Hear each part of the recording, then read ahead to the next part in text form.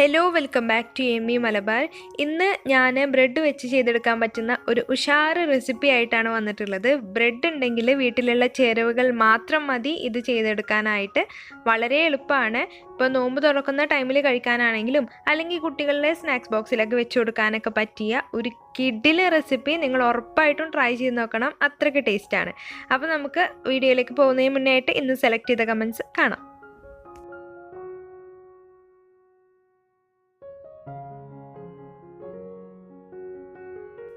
ആദ്യം ഒരു ബൗളിലേക്ക് ഞാൻ 1/2 കപ്പ് അളവിൽ കടലമാവ് ചേർത്ത് കൊടുക്കുന്നുണ്ട്, അതായത് കടലപ്പൊടി.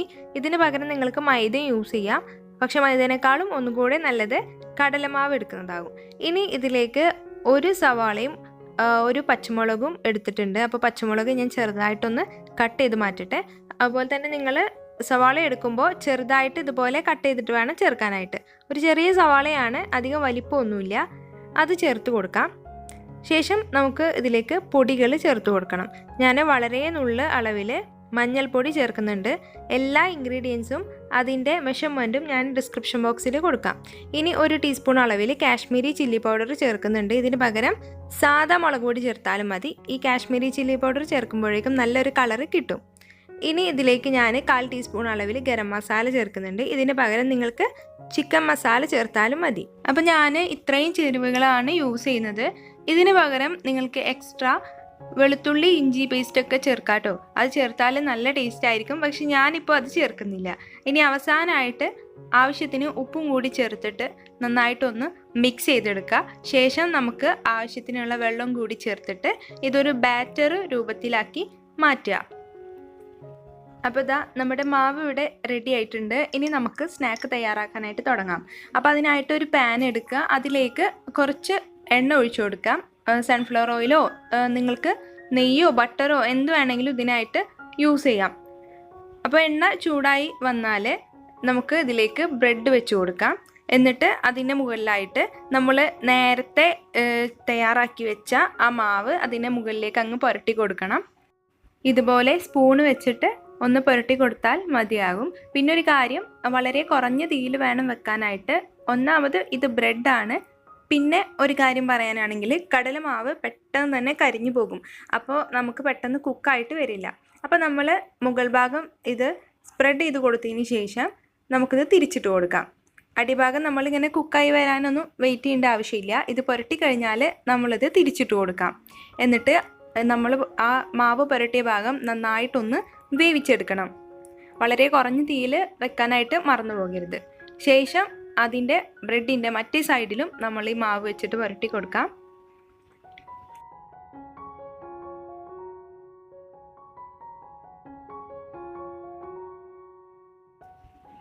മാവ് പുരട്ടി കൊടുത്തതിന് ശേഷം നമുക്ക് ഇത് വീണ്ടും തിരിച്ചിട്ട് കൊടുക്കാം. അങ്ങനെ തിരിച്ചു മറിച്ച് വിട്ടിട്ട് 2 സൈഡും നമുക്കൊന്ന് കുക്ക് ചെയ്തെടുക്കണം.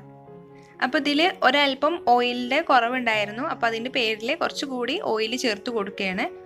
അല്ലെങ്കിൽ നമ്മുടെ പാനിൽ അങ്ങ് ഈ മാവ് പറ്റി പിടിക്കും. അപ്പോൾ ഇതാ നമ്മുടെ ആദ്യത്തെ സ്നാക്ക് ഇവിടെ റെഡി ആയിട്ടുണ്ട്. ഇതേപോലെ നമുക്ക് ബാക്കിയുള്ള ബ്രെഡെല്ലാം അങ്ങ് റെഡിയാക്കി എടുക്കണം. ഇത് ചൂടോടെ കഴിക്കാനാണ് ടേസ്റ്റ്. അപ്പോൾ നോമ്പ് തുറക്കുന്ന ടൈമിലൊക്കെ കഴിക്കുകയാണെങ്കിൽ ചൂടോടെ തന്നെ കഴിക്കാനായിട്ട് നിങ്ങൾ ശ്രദ്ധിക്കണം.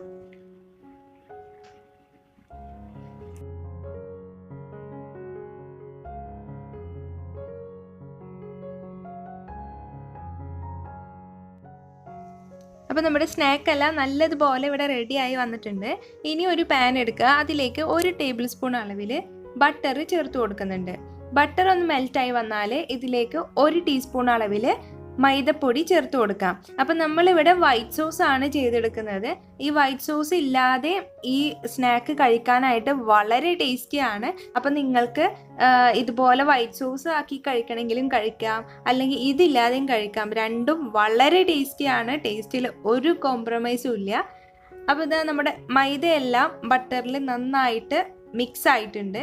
ഇനി ഇതിലേക്ക് 1/2 കപ്പ് അളവിൽ പാല് ചേർത്ത് കൊടുക്കുന്നുണ്ട്. ശേഷം നന്നായിട്ട് മിക്സ് ചെയ്തിട്ട് ഇത് നല്ല തിക്ക് പരുവാക്കിയിട്ട് മാറ്റണം.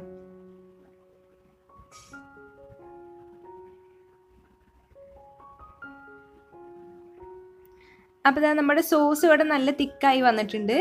ഇനി ഞാൻ ഇതിലേക്ക് ഉപ്പ് ചേർത്ത് കൊടുക്കുന്നുണ്ട്. ആവശ്യത്തിനുള്ള ഉപ്പ് ചേർത്ത് കൊടുക്കാം. പിന്നെ കുരുമുളക് പൊടി കൂടി ചേർത്ത് കൊടുക്കുന്നുണ്ട് 1 ടീസ്പൂൺ അളവിൽ. അപ്പോൾ നിങ്ങൾ ഉപ്പുള്ള ബട്ടറാണ് എടുക്കുന്നതെങ്കിൽ ഉപ്പ് ചേർക്കേണ്ട ആവശ്യമില്ല. അപ്പോൾ ഇതാ നമ്മുടെ സ്നാക്ക് ഞാനിവിടെ എടുത്തിട്ടുണ്ട്. അപ്പോൾ ഇതിൻ്റെ ചൂടൊക്കെ മാറി തുടങ്ങിയിട്ടുണ്ട്.